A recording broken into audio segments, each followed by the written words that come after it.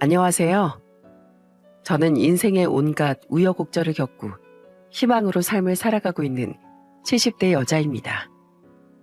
살면서 힘든 일 한번 안 겪어본 사람이 어디 있겠냐만 저는 유난히도 절망적인 상황을 많이 겪었던 것 같아요. 그 중에서도 하렴치한 며느리를 만나 겪었던 일들을 생각하면 아직도 치가 떨리네요.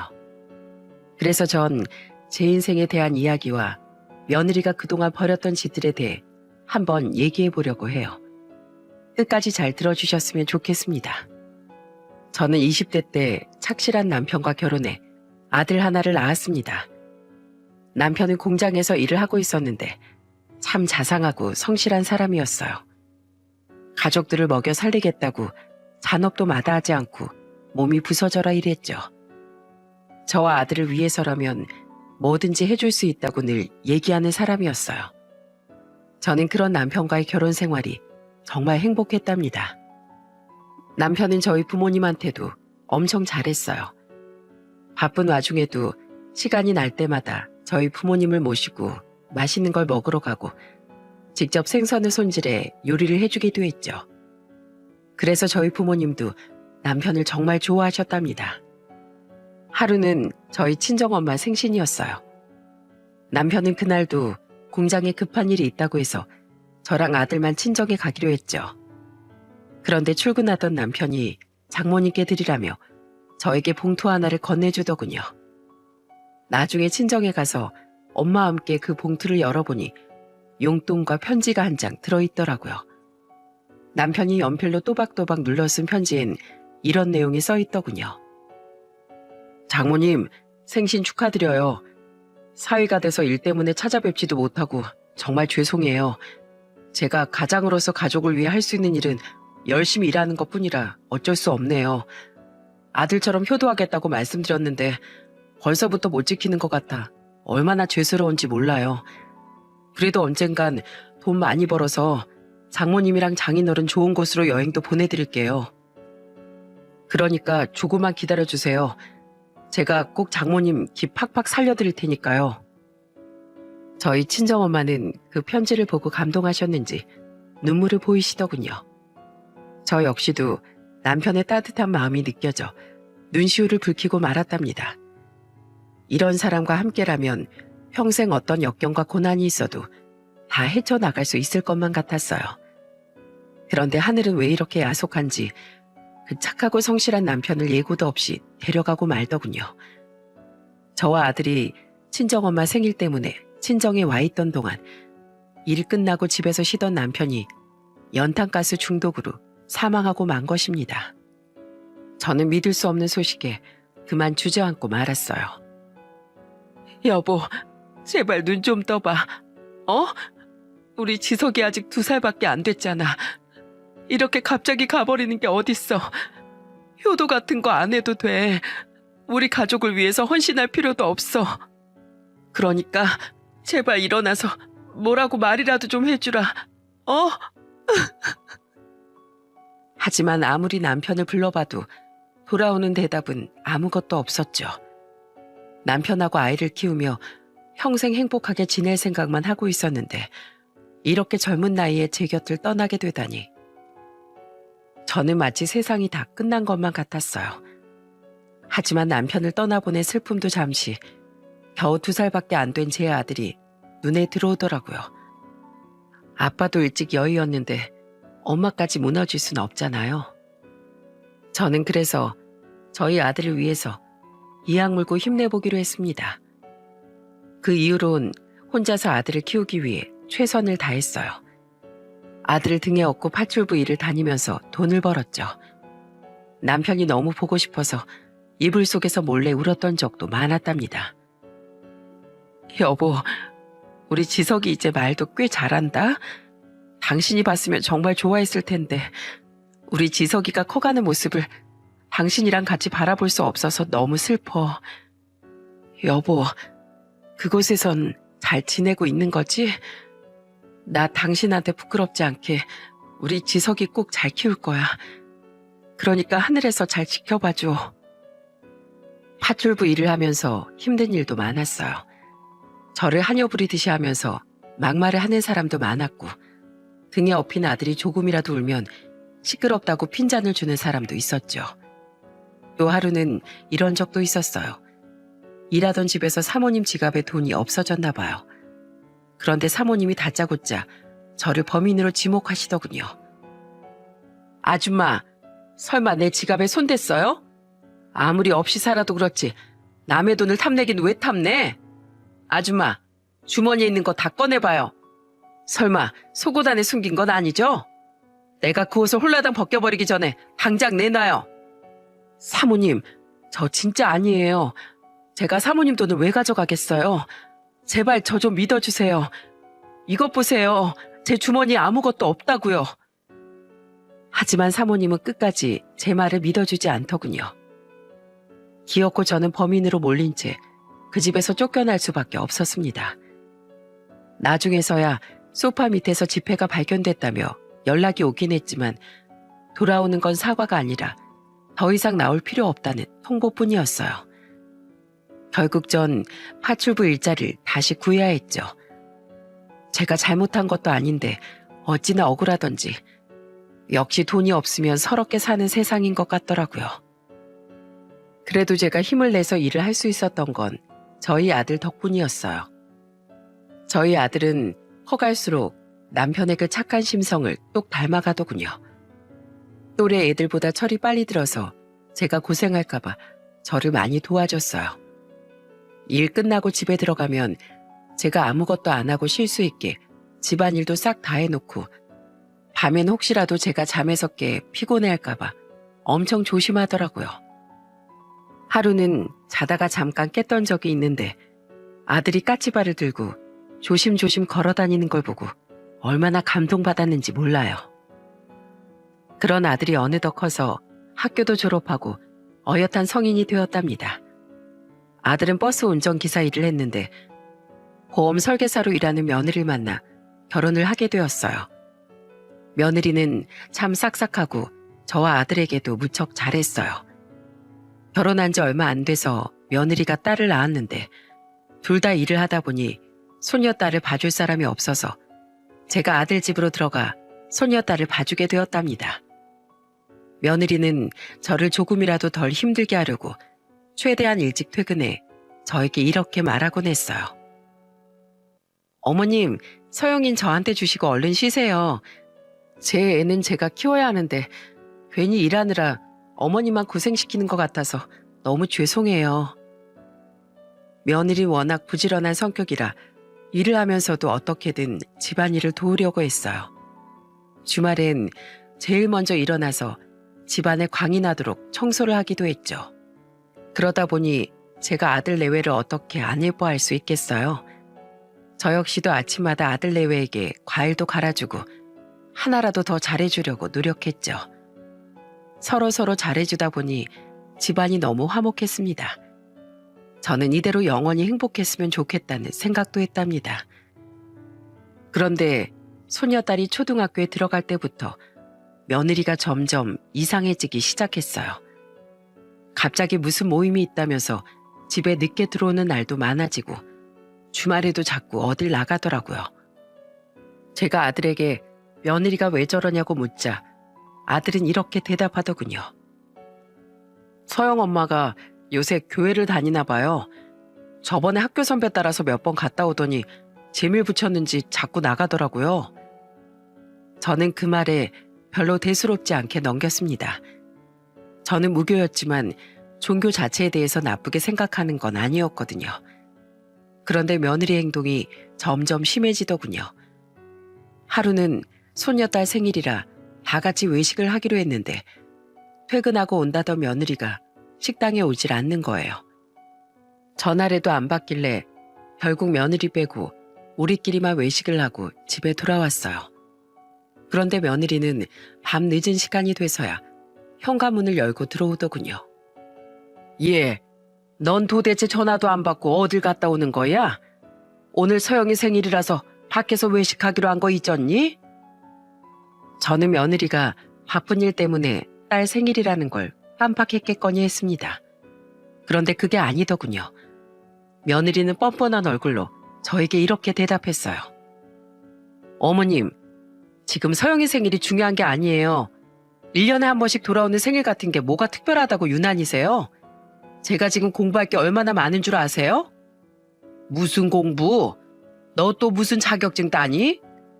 자격증이 아니라 믿음 공부요. 어머님이 이렇게 화내시는 것도 다 믿음이 없어서 그런 거예요. 생일 때 나가서 돈 쓰는 것보다 믿음에 대한 공부를 하는 게 우리 가족이 다 같이 행복해질 수 있는 길이라고요. 알고 보니 며느린 또 교회를 간다고 소녀딸 생일조차 빼먹은 거였더군요. 저는 순간 뭔가 쎄한 느낌을 받았습니다. 간혹 종교에 심하게 빠지는 사람이 있다고 하는데 그게 딱 며느리 같았어요. 그래서 전 며느리에게 한마디 했습니다. 종교가 밥 먹여주니? 그 교회 목사가 네 딸을 키워주기라도 해? 서영이 이제 8살짜리 애야. 아직 엄마가 많이 필요할 나이라고. 생일이라서 며칠 전부터 기대하고 있었는데 엄마가 안 와서 얼마나 속상했겠니? 세상에 어떤 엄마가 교회 간다고 왜 생일날에 빠져? 어머님이랑 이희가 챙겨줬으면 됐잖아요. 그리고 생일 같은 거 다 허례허식이에요. 쓸데없는데 돈 쓰는 거라고요. 당신 엄마한테 그게 무슨 말버릇이야? 당신이 요새 교회 다닌다고 집에도 맨날 늦게 들어와서 엄마가 고생하는 거 몰라? 당신 그런 식으로 할 거면 교회 다니지 마. 당장 때려쳐. 당신이 뭔데 때려쳐라 말아야? 교회를 다니고 말고 내 자유야. 그러니까 간섭하지 마. 그럼 간섭을 안 하게 잘하던가. 왜 이런 날까지 교회를 간다고 난리쳐서 이 사단을 만들어? 집안에서 큰소리 한 번 안 내던 며느리가 갑자기 변한 걸 보고 너무 어이가 없더군요. 그런데 며느린 종교에 미쳐도 단단히 미쳤는지 애가 아플 때도 미친 짓을 하더군요. 하루는 오밤중에 손녀딸이 갑자기 열이 나고 배가 아팠던 적이 있어요. 빨리 응급실을 가려고 하는데 며느리가 손녀딸 손을 잡고 계속 기도만 하는 겁니다. 그걸 본 저는 너무 화가 나서 며느리에게 소리쳤어요. 너 지금 뭐 하는 거야? 병원 가야 되니까 얼른 그 손 놔. 어머님, 가만히 좀 있어 보세요. 얘가 지금 사탐하게 들려서 그런 거라고요. 병원 가서 돌팔이 의사 말 들어봤자 소용없어요. 기도로 몰아내야 낫는 병이라고요. 너 진짜 미쳤구나. 아주 정신이 돌아도 단단히 돌았어. 이거 놔. 그 손목을 부러뜨려 버리기 전에 당장 놓으라고. 저는 며느리의 손을 뿌리치고 아들과 함께 응급실로 갔습니다. 다행히 손녀딸은 링거를 맞고 나아지긴 했지만 위급한 상황에서도 기도만 하던 며느리의 모습이 자꾸만 떠올라 한숨만 나오더라고요. 이쯤 되자 며느리가 다니는 교회가 사이비 종교가 아닌지 의심이 되기 시작하더군요. 제 주변에도 교회에 다니는 사람이 꽤 있었지만 저렇게까지 하는 사람은 보지 못했거든요. 그런데 그맘때쯤 아들이 자꾸 생활비 통장에서 돈이 빠져나간다는 소리를 하는 겁니다. 다 같이 식사하던 자리에서 아들이 며느리에게 생활비에 대해 추궁하자 교회에 헌금을 냈다고 하더군요. 표정도 하나 안 바꾸고서 말이죠. 그 말에 아들은 언성을 높이며 이렇게 물었어요. 헌금? 무슨 헌금을 그렇게 많이 내? 그 교회 목사가 아주 생활비를 다 털어오라고 시키디? 시키긴 뭘 시켜. 원래 믿음이 클수록 더 먼저 구원받을 수 있는 거야. 당신 그렇게 돈에 집착하지 마. 돈은 그저 욕심이 만들어낸 산물일 뿐이라고. 그러지 말고 당신도 이참에 나랑 같이 가보는 게 어때? 내일부터 나랑 같이 가서 성경 공부도 하고 좋은 말씀도 많이 들어보자. 무력을 버리고 내면을 갈고 닦아야 진정한 구원을 받을 수 있는 거라고. 구원 같은 소리 하고 있네. 그 교회 너무 이상한 거 아니야? 신도들 보곤 무력을 버리라고 하면서 지들은 그 많은 헌금을 왜 받아가는데? 말이 앞뒤가 안 맞잖아. 당신 그거 사이비야. 사이비 종교에 완전히 빠진 거라고. 무슨 소리야? 사이비라니. 당신 그 말 취소해. 어떻게 그런 회개망측한 말을 할 수가 있어? 보다 못한 저도 밥숟가락을 탁 내려놓고 며느리에게 한마디 했습니다. 밥상머리에서 지금 뭐 어떠라는 짓이야? 애미 너 보자 하니까 진짜 안 되겠구나. 아무리 교회에 미쳐도 그렇지 생활비 통장에서 돈까지 빼다 바쳐? 지석아, 그 생활비 통장 당장 압수하고 비밀번호도 바꿔버려라. 서영애미 때문에 아주 우리 집안 다 거덜나겠다. 그 후 저는 사람을 써서 며느리의 뒷조사를 해봤습니다. 역시나 며느리가 다니는 교회는 사이비 종교가 맞더군요. 도대체 사람을 어떻게 홀렸길래 그 똑똑하고 착하던 며느리가 그런 이상한 곳에 빠져버렸는지 정말 황당했습니다. 그런데 며느리가 사이비 종교에 빠졌다는 충격에서 헤어나기도 전에 더 큰 불행이 터지고 말았어요. 그건 바로 저희 손녀딸 서영이가 소아암에 걸렸다는 사실이었습니다. 저와 아들은 그 말에 하늘이 무너지는 줄 알았어요. 아이고, 차라리 늙은 나한테 병을 내려주시지. 어쩌자고 아직 12살밖에 안 되니 어린 것에게 이런 시련을 주냔 말이야. 그런데 제정신이 아닌 며느린 딸이 큰 병에 걸렸다는데도 슬퍼하긴커녕 미친 소리만 내뱉더군요. 이게 다 믿음이 부족해서 그런 거야. 여보, 그래서 내가 진작에 같이 믿음 공부하러 가자고 했지? 당신 마음속에 사탄 마귀가 껴서 그게 서영이를 아프게 하는 거라고. 지금이라도 늦지 않았으니까 얼른 가자. 서영이도 데려가면 우리 목사님이 병을 낫게 해주실 거야. 그 말에 제 아들은 완전히 꼭지가 돌아버렸습니다. 아들은 마치 호랑이가 포효하듯 며느리에게 크게 소리쳤어요. 당신 진짜 미쳤어? 엄마 맞아? 그 목사 자식 당장 여기로 데려와. 도대체 당신한테 어떤 헛소리를 짓거렸길래 사람이 이렇게까지 변해? 우리 서영이가 아프다잖아.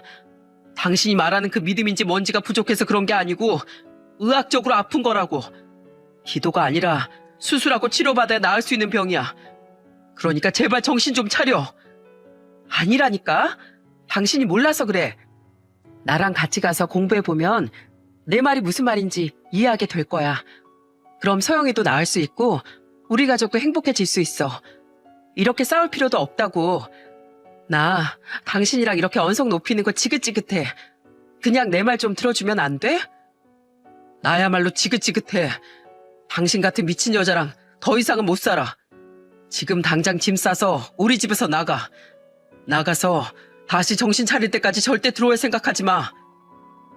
결국 아들은 화를 참지 못하고 며느리를 내쫓아 버렸습니다. 안 그래도 손녀딸이 아파서 마음이 너무 힘들었는데 며느리까지 저렇게 나오니 제가 있는 곳이 지옥이라는 생각마저 들더군요.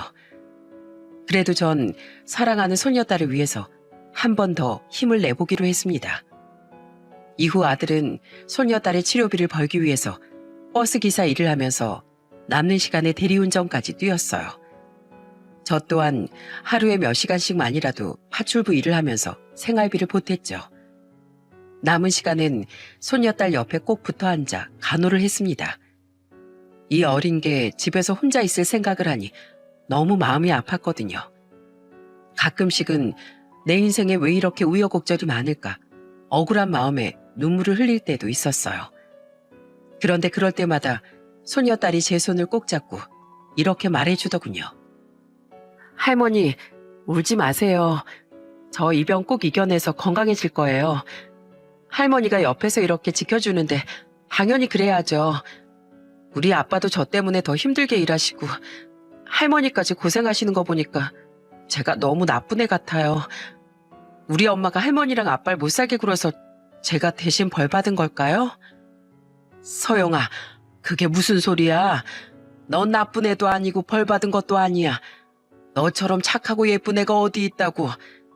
그러니까 엄마 때문에 벌 받았다는 그런 생각은 절대 하지 말고 할머니랑 같이 치료 잘 받으면서 이겨내보자. 알았지? 다행히 가족 모두가 노력한 덕분인지 손녀딸은 수술도 잘 받고 서서히 좋아지기 시작했어요. 그런데 아들한테 쫓겨났던 며느리가 5년 만에 다시 집에 찾아왔더군요. 며느린 다짜고짜 저희 가족 앞에 무릎을 꿇더니 울면서 잘못을 빌었습니다. 어머니, 제가 정말 잘못했어요. 이상한 종교에 빠져서 어머님한테 버릇없이 대들기나 하고 제가 정말 미쳤었나 봐요. 저 근데 이제 진짜 정신 차렸어요. 그동안 그 사람들한테 세뇌당해서 잘못된 줄도 모르고 있었는데 이제는 다 알았다고요. 엄마, 너무 쉽게 믿으면 안 돼요. 반성한 척하고 다시 들어와서 또 집안 돈 빼가려고 하는 걸 수도 있다고요. 아니야, 여보. 절대 그럴 일 없어. 나 이제 거기 더 이상 안 가. 못 믿겠으면 날 24시간 감시해도 좋아. 나 이제 착실하게 엄마 역할, 아내 역할, 그리고 며느리 역할 열심히 할 거야. 우리 소영이가 아픈데도 엄마가 돼서 옆에서 보살펴 주지도 못하고 내가 얼마나 후회했는 줄 알아? 그게 정말이냐? 정말 이제 그 이상한 곳에 더 이상은 안 가는 거니? 네, 어머니, 정말이에요. 진작에 제가 정신 차렸어야 하는데 그 사람들이 너무 잘해줘서 제가 나쁜 건지도 몰랐나 봐요. 저 서영이한테도 사과하고 싶어요. 서영아, 엄마가 너무 미안해. 네가 아픈데 기도를 안 해서 그렇다는 둥 헛소리만 해서 상처 많이 받았지? 난 정말 엄마 자격도 없는 사람이야. 그런데 서영아, 엄마가 지금부터라도 노력할 테니까 엄마 용서해주면 안 될까? 엄마가 꼭 너한테 잘한다고 약속할게. 결국 저희 가족은 반성했다는 며느리의 말을 믿고 다시 받아주기로 했습니다. 그런데 정말로 예전과는 달리 교회에 나가지 않고 일만 열심히 하더군요. 그동안 못해준 것에 대해 반성이라도 하듯 소녀딸한테도 엄청 다정하게 굴었어요. 소녀딸은 마음의 상처가 컸는지 며느리에게 살갑게 대하진 않았지만 그래도 내심 엄마가 돌아온 걸 기뻐하는 것 같더라고요. 그래서 그런지 얼마 후 소녀딸은 완치 판정을 받게 되었습니다. 이제 모든 게 제자리로 돌아왔으니 힘들었던 기억은 다 잊고 행복하게 살 수 있을 거라고 생각했어요. 그런데 소녀딸이 대학을 졸업하고 간호사로 취업하고 나자 몇 년 동안 조용했던 며느리가 다시 이상해지기 시작하더군요. 처음에는 말투부터 변하더니 슬슬 저에게 막말을 하고 예의 없게 굴기 시작했어요. 하루는 다 같이 주말에 밥을 먹고 있는데 제가 만든 음식에 타박을 하는 거예요. 아휴, 어제도 고기를 먹었는데 또 고기야? 어머님, 생활비 좀 아껴 쓰세요. 고기 못 먹어서 죽은 귀신이라도 붙었어요? 그냥 김치에 밥만 먹어도 충분한데 돈도 없는 주제에 왜 이렇게 입맛은 고급이야? 뭐? 너 지금 그게 무슨 말버릇이냐? 우리 서영이 몸 좀 튼튼해지라고 고기 반찬 좀 자주 했기로써니 그게 그렇게 마음에 안 드니? 돈이 아까우니까 그렇죠. 나갈 돈이 얼마나 많은데 이런 데다 돈을 다 쓰면 어떡해요? 하여튼 없이 살아서 고기에 집착하는 것 같은데 고기 안 먹고 살아도 튼튼하게 살 수 있거든요? 그러자 옆에 있던 아들도 언성을 높이면서 한마디 하더군요. 당신 도대체 왜 그래? 이깟 돼지고기가 비싸봤자 얼마나 비싸다고. 그리고 생활비는 당신 혼자 보태? 당신이 헛짓거리 하는 동안 나 혼자 벌어서 서영이 치료비까지 내느라 얼마나 힘들었는 줄 알아? 우리 엄마도 당신 때문에 파출비를 다시 하셨다고. 그렇게 아까우면 당신이 안 먹으면 되잖아. 그래 엄마. 난 할머니가 만들어준 고기 반찬 먹을 거야. 먹기 싫으면 엄마나 먹지 마. 할머니가 나 생각해서 만들어주신 건데 도대체 왜 그래? 고기 반찬 한 번 먹는다고 우리 집 거덜나는 거 아니잖아. 그렇게 우리 집안 경제 생각해주던 사람이 왜 그 이상한 종교에 돈을 그렇게 갖다 바쳤어? 솔직히 엄만 생활비 운운할 자격도 없는 거 아니야? 뭐? 왜 다들 나만 가지고 그래? 용서해주기로 했으면 지나간 일은 다 잊어야지. 내가 한때 실수로 그랬던 걸 왜 아직도 끌고 와서 트집을 잡어? 이 집안에서 내 편 하나도 없네. 이러니까 내가 외로워서 딴 길로 빠졌지. 뭐야? 외로워서 딴 길로 빠져? 너 그걸 지금 변명이라고 하는 게냐? 나랑 우리 아들이 너한테 얼마나 잘해줬는데 너 교회 다닌답시고 밖에서 싸돌아다닐 때 내가 서영이도 봐주고 집안일까지 다 해줬던 건 기억도 못하는 거니? 너 정말 뻔뻔한 애구나. 처음엔 생활비가 아깝다는 핑계로 제가 쓰는 돈을 하나하나 타박하기 시작하더니 나중엔 정말 별것도 아닌 거 가지고 저에게 막말을 하더군요. 하루는 주말에 며느리와 둘이 있었는데 갑자기 제 방문을 벌컥 열고 소리를 지르더군요. 아우 시끄러워. 어머님, TV 소리 좀 줄이세요. 귀 먹으셨어요? TV 소리 때문에 집 무너지겠어요. 무슨 소리야? 내가 아무리 나이가 들었다지만 그 정도로 귀가 먹은 줄 아니? 내가 듣는 TV 소리보다 네 목소리가 5배는 더 크다. 어머님이 화나게 하니까 큰 소리를 내는 거 아니에요? 방에서 정신 수양하고 있는데 집중 안 되게 진짜. 자꾸 이러면 그 TV를 확 갖다 버릴 수가 있어요. 그래, 어디 한번 갖다 버려봐. 우리 아들이 잘도 가만히 있겠다. 아, 진짜 짜증나 죽겠네. 도대체 이 집안엔 말이 통하는 사람이 한 명도 없어. 말 같은 소리를 해야 말이 통하지. 너 원래 이런 애였니? 한성하고 며느리 역할, 아내 역할 잘하겠다고 한 건 다 헛소리였어. 너 아주 거짓말에 도 같았구나. 눈물까지 줄줄 흘리면서 반성하는 척하길래 믿어줬더니만 완전 다 연기였나 보구나. 너 시끄럽게 하지 말고 네 방에 가서 조용히 잠이나 자.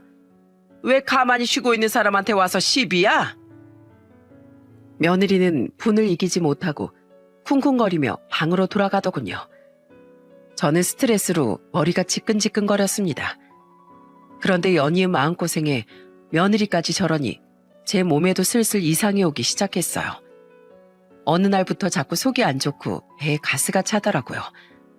처음엔 나이가 들어서 소화 기능이 떨어진 줄로만 알았는데 증상은 시간이 갈수록 점점 심해지더군요.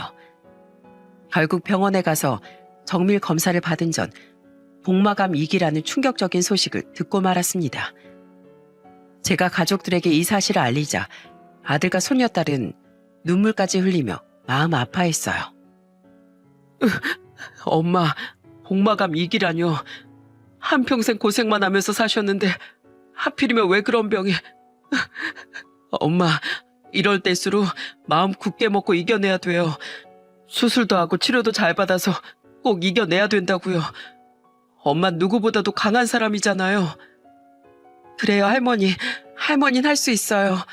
그 어린 저도 병마와 싸워서 이겨냈잖아요. 요즘엔 의료기술이 좋아져서 수술이랑 치료 잘 받으면 완치될 수 있어요. 아니, 꼭 완치될 거예요. 누가 뭐래도 전 그렇게 믿을 거라고요. 제가 암에 걸렸다는 사실에 하늘이 무너지는 기분이었지만 아들과 손녀딸이 그렇게 말해주니 기운이 좀 나더라고요. 손녀딸의 말대로 그 어린 것도 이겨냈는데 제가 이겨내지 못할 게 뭐가 있겠어요. 저는 이번이 저에게 주어진 마지막 시련이라고 생각하고 어떻게든 이겨내야겠다고 마음먹었습니다. 그런데 그 괘씸한 며느린 시애미가 암에 걸렸다는데도 신경을 쓰기는커녕 오히려 사고만 치더군요. 아들의 통장 비밀번호를 어떻게 알아냈는지 생활비를 홀랑 빼간 거예요. 게다가 지인들한테까지 돈을 빌렸는지 아들한테 돈을 대신 갚아달라고 전화가 오더군요. 아무래도 그 사이비 종교에 다시 발을 들이고 있는 게 분명했어요. 아들은 화를 참지 못하고 며느리를 쥐잡듯이 잡더군요. 야, 이 미친 여편네야. 너 내 통장에서 돈 빼간 거 뭐야? 설마 또 그 사이비 교주한테 갖다 바쳤니? 너 아주 정신이 어떻게 된 거 아니야? 정신병원에 쳐넣어야 그만할래? 갖다 바치다니. 누가 보면 내가 뭐 큰 잘못이라도 한 줄 알겠어. 난 우리 가족을 위해서 그런 거라고. 이제 어머님 병원비로 그 돈 다 빠져나갈 텐데 그럼 내 믿음을 증명할 수단이 사라져버리잖아. 나 구원받을 거야. 남들보다 내 믿음이 더 크다는 걸 증명해서 꼭 구원받을 거라고. 그러니까 당신도 동참해. 이참에 나랑 같이 가서 교리 듣고 당신도 믿음을 증명해봐. 그럼 어머님 병도 다 낫게 될 거야. 그게 무슨 개풀 뜯어먹는 소리야. 넌 그게 말이 된다고 생각해? 그 사람이 무슨 신이냐? 암 걸린 우리 엄마를 맨손으로 치료해주게. 너 진짜 제정신 아니야. 정신병원에 가둬놔야 되는 수준이라고. 믿음이 없는 사람 눈엔 그렇게 보이겠지. 그러니까 내가 보여준다잖아. 내 말이 맞는다는 거 보여준다는데도 왜 그래? 왜 해보지도 않고 욕부터 하냐고. 말을 말자 말을. 애초에 정상이 아닌 인간하고 무슨 대화를 하겠니? 네가 벌려놓은 일 네가 다 해결해. 사람한테 빌린 돈 네가 투잡 뛰어서 갚든지 알아서 하고 다신 우리 가족 앞에서 헛소리 짓거리지 마. 그리고 나 당신 같은 여자랑 더 이상 부부로 살기 싫으니까 이혼해. 이혼 서류에 당장 도장 찍으라고. 계속된 아들 내외 싸움에 저도 머리가 폭발할 것 같더군요. 저는 힘없는 몸을 겨우 일으켜 며느리에게 크게 소리쳤습니다. 너 당장 나가. 꼴도 보기 싫으니까 이 집에서 꺼져. 너 같은 건 이제 내 며느리도 아니야. 당장 나가라고. 그렇게 며느리는 다시 한번 집에서 쫓겨났습니다.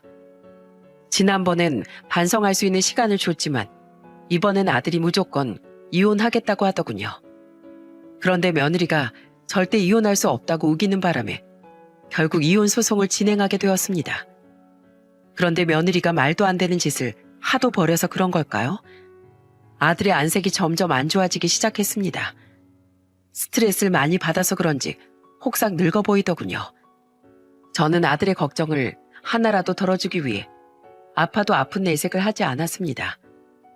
그런데 이게 웬 운명의 장난인지 하늘은 제게 끔찍한 시련을 내려주더군요. 거수운전을 하던 아들이 심근경색으로 쓰러졌는데 응급실에 도착하자마자 세상을 떠나고 만 겁니다. 연락을 받은 저와 손녀딸은 너무 큰 충격에 주저앉고 말았습니다. 아이고, 지석아, 이게 어떻게 된 일이야? 어떻게 네가 나보다 먼저 갈 수가 있냐고. 차라리 예미의 얼마 안 되는 목숨이라도 가져가렴. 내 목숨하고 바꿔줄 테니 제발 돌아와 주면 안 되겠니? 나한테 자식이라고 너 하나뿐인데 너 없이 찢어지는 가슴을 부여잡고 어떻게 살아가란 말이냐. 지석아, 제발 눈 좀 떠다오. 제발. 도대체 제가 전생에 무슨 죄를 지었길래 이리도 많은 시련을 내려주시는지.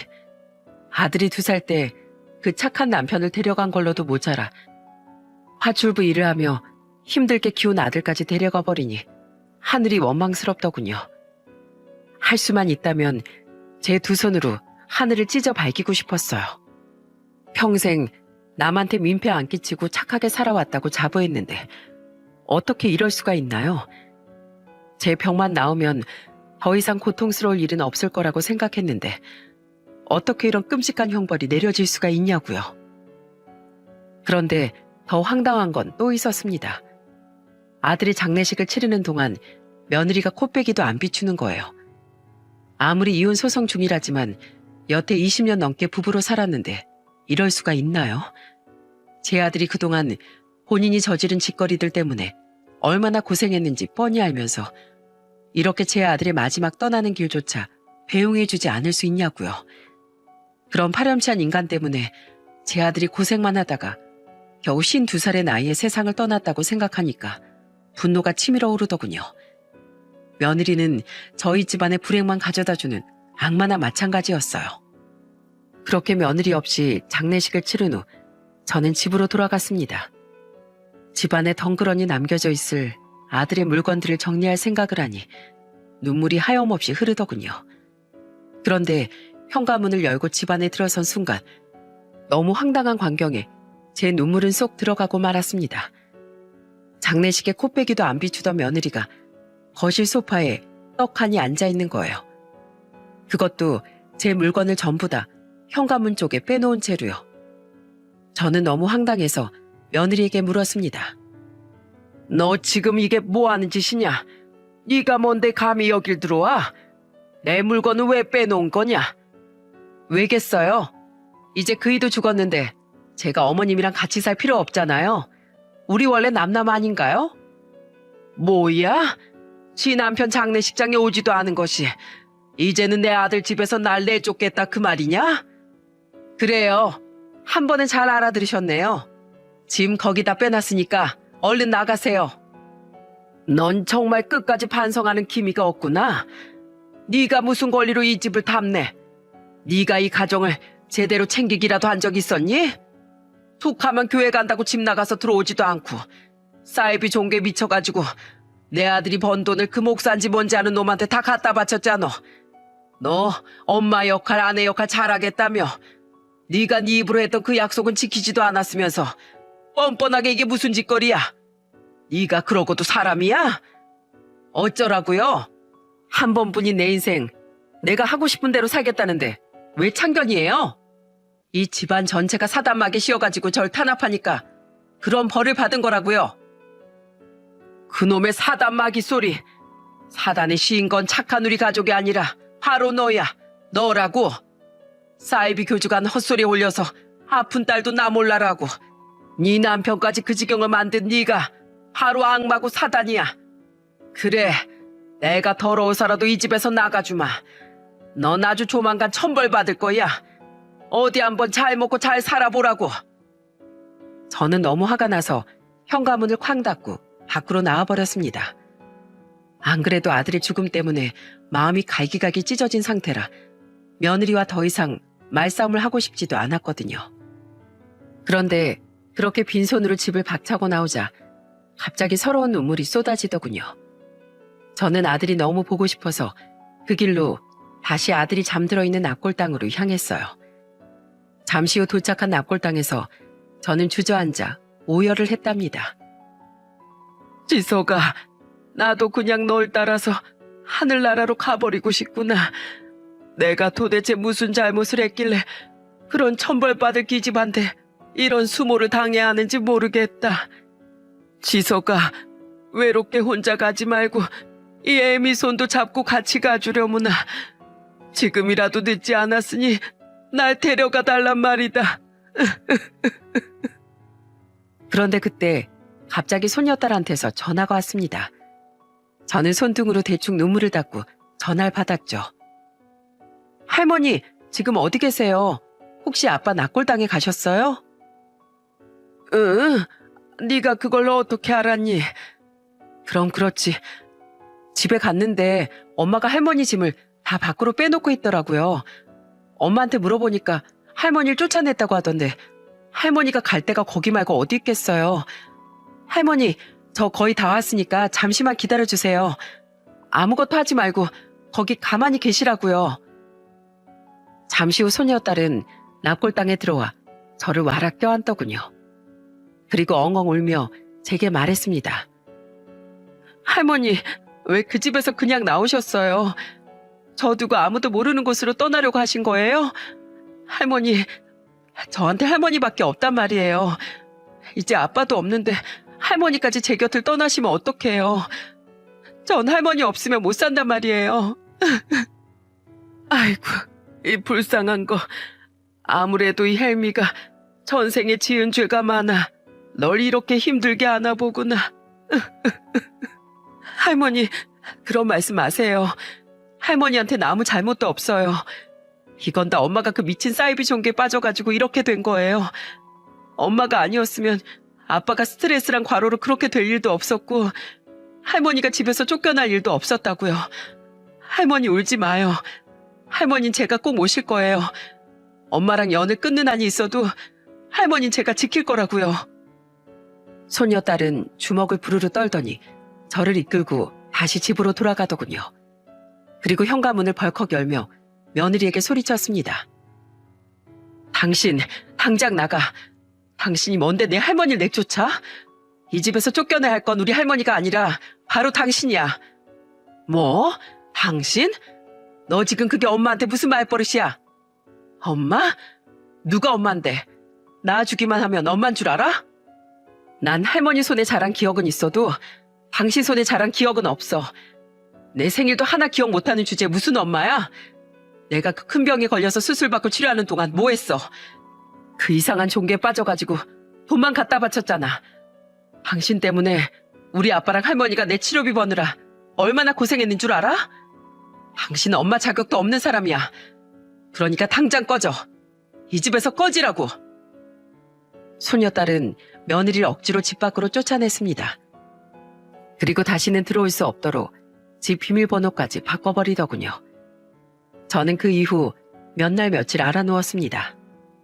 아들을 잃은 슬픔도 너무 컸지만 며느리에 대한 배신감 때문에 제 몸 상태가 말이 아니었죠.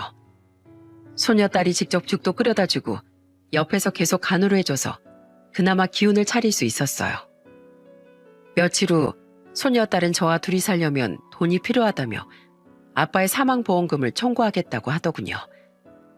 그런데 보험회사 콜센터에 전화해 필요 서류를 묻던 소녀딸이 갑자기 제가 있던 방으로 허겁지겁 달려왔어요. 할머니, 우리 아빠 사망보험금 수익자가 제 이름으로 되어 있대요. 원래는 법정 상속인인 엄마랑 제가 나눠 갖는 건데 아빠가 돌아가시기 몇 달 전에 수익자를 저로 바꿔놓으셨다네요. 설마 우리 아빠 이렇게 될 걸 알고 계셨던 건 아니겠죠? 뭐? 그게 정말이니? 아이고 지석아, 넌 참 생각이 깊은 애였구나. 어차피 걔한테 줘봤자 그 교주라는 놈이 꿀꺽 할 걸 뻔히 아니까 일부러 그랬던 거지. 그런데 이 젊은 나이에 왜 그런 것까지 생각한 거야? 그 나이에 단명할 거라고 예상이라도 했던 거야? 이 엄마한텐 아무런 내색도 안 했으면서 보험금 수익자를 바꿀 정도로 불안했으면 진작 병원이라도 좀 가보지. 도대체 왜 그랬어? 설마 이 엄마가 걱정할까봐 그랬던 거야? 지석아, 이 못난 애미가 너한테 끝까지 걱정거리만 안겨줬구나. 내가 괜히 병에 걸려서 네가 네 몸조차 스스로 돌보지 못하게 만들었나 보다. 미안하다 지석아. 정말 미안해. 아들이 마치 죽음을 예견하기라도 한 듯 사망보험 수익자를 바꿔놓은 걸 보고 가슴이 찢어지다 못해 가루가 되는 기분이더군요. 그날 손녀딸과 둘이 끌어안고 얼마나 울었는지 모릅니다. 그런데 며칠 후 그 파렴치한 며느리가 집으로 찾아와 현관문을 쾅쾅 두드리며 난리를 치더군요. 서영아, 이게 어떻게 된 거야? 왜 네 아빠 사망보험금을 너 혼자 다 가져가는 건데? 넌 네 아빠랑 짰지? 나한테 한 푼도 주기 싫어서 네가 아빠 꼬셔서 바꾼 거지? 얼른 내놔. 그 돈 내놓으라고. 소녀딸이 현관문을 벌컥 열고 나가 며느리에게 소리쳤어요. 꼬시긴 뭘 꼬셔. 당신이 얼마나 개차반같이 행동했으면 우리 아빠가 그렇게까지 했겠어? 얼마나 우리 아빠 힘들게 했으면 환갑도 안 된 아빠가 벌써부터 그런 대비를 해놨겠냐고. 개차반? 너 지금 말 다 했니? 이제 보니 너도 사담하게 아주 씌었구나. 그래서 온 가족이 짜고서 날 괴롭히는 거야. 맞지? 그런 거지? 저는 끝까지 개떡 같은 소리를 짓거리는 며느리를 보고 도저히 참을 수가 없었습니다. 저는 아픈 몸을 일으켜 화장실에 들어가 변기물을 한 바가지 떴어요. 그리고 현관으로 가 며느리에게 한마디 했습니다. 야, 넌 네 남편이 죽었는데도 아직도 그 사이비 좋은 게 돈 퍼다 줄 생각뿐이냐? 아빠 잃은 우리 서영이까지 탈탈 털어먹을 셈이야? 털어먹긴 누가 털어먹는다고 그래요? 내 남편 사망보험금 내가 받겠다는데 그가 뭐가 그렇게 문제예요? 저는 끓어오르는 분노를 참지 못하고 들고 온 변기물 한 바가지를 며느리에게 퍼부어버렸어요. 갑자기 날벼락을 맞은 며느리는 눈을 뻐끔거리며 소리를 지르더군요. 지금 뭐하는 짓이에요? 네가 하도 정신 못 차리는 것 같길래 정신 차리라고 도와주는 거다. 왜? 한 바가지 더 퍼다 뿌려줘? 너 내가 지금은 변기물로 끝났지만 다음번엔 뭐가 될지 몰라. 아무래도 너 뇌에 문제가 있는 것 같으니 뚫어뻥으로 뇌를 뚫어주리? 그래야 정신 차릴래? 그게 무슨 미친 소리예요? 나이 먹고 병 걸리더니 아주 정신이 돌았나 봐. 그래, 나 돌았다. 너 때문에 자식까지 잃고 눈이 획 돌아버렸다고. 그러니까 당장 꺼져. 다시 나랑 서영이 눈에 띄지 마. 그러자 며느린 슬금슬금 뒷걸음질을 치더니 꽁무니가 빠지게 도망가더군요. 며느리의 모습이 완전히 사라진 걸 확인하고 나서야 저는 다리에 힘이 풀려 주저앉고 말았습니다. 그런 저를 손녀딸이 꼭 안고 이렇게 말해주더군요. 할머니, 이제 다 끝났어요. 저 엄마랑 완전히 인연 끊을 거예요. 이제 저한테 가족은 할머니뿐이라고요. 할머니, 걱정하지 마세요. 할머니가 저를 극진히 간호해줘서 완치할 수 있게 해주신 것처럼 저도 할머니를 꼭 낫게 만들 거예요. 우리 건강해져서 꼭 같이 나들이도 다니고 행복하게 살아요. 알겠죠? 저는 소녀딸의 따뜻한 말에 울음을 터뜨리고 말았습니다. 소녀딸을 위해서라도 꼭 암을 이겨내고 기운을 차리겠다고 다짐했어요. 이후 사망보험금은 소녀딸이 전부 다 가지게 되었지만 아들의 재산은 법정 상속인인 며느리와 손녀딸이 나눠 가지게 되었어요. 손녀딸은 정말로 며느리와 인연을 끊고 저를 극진히 간호했답니다. 저는 수술도 받고 계속 병원을 다니며 치료를 받고 있었어요. 그런데 아들이 세상을 떠난 지 2년 후 갑자기 며느리가 집에 찾아오더군요. 손녀딸 앞에 무릎을 꿇더니 울면서 빌기 시작했습니다. 서영아, 엄마가 잘못했어. 제발 나 한 번만 용서하고 받아주라. 나 이제 진짜 정신 차렸단 말이야. 네 아빠한테 받은 상속재산까지 그 교주한테 탈탈 털리고 나니까 그제야 정신이 번쩍 들더라. 내가 여태까지 다녔던 곳이 정말 사이비 종교였어. 그 교주는 신도들을 속이고 돈만 뜯어가는 사기꾼이었다고. 그걸 이제 알았어? 우리 가족이 그동안 사이비 종교라고 그렇게 많이 얘기했는데 귀등으로도 안 듣더니 이제 빈털터리가 되니까 깨달았나 보지?